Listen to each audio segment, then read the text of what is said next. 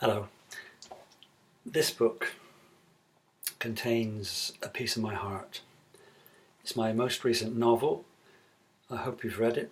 I hope you will read it. If not, it's a work of fiction, but much of what happens in it very closely parallels what happened in the life of my late mother-in-law, who was born in Athens in the 1920s. Her parents had a taverna in Plaka in the city of Athens between the two wars, and the heroine and her sister in Panayiota I very much borrowed from my mother-in-law's experience to tell this story.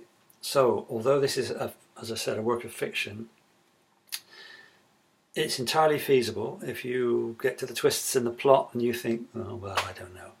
I can assure you it's entirely feasible, because what happens in the plot in this book is pretty much the same as what happened in my wife's family, although to different characters in slightly different circumstances. But it's an epic tale of things that I never realised myself until I did the research. My mother-in-law died sadly in her 50s 30 years ago. The heroine Panayiota in this book lives until a much older age. She's in her 80s, and tells her story to her nephew. My mother-in-law, though, unfortunately died before I had the good sense to ask her about what her life would have been like in Athens during the Nazi occupation.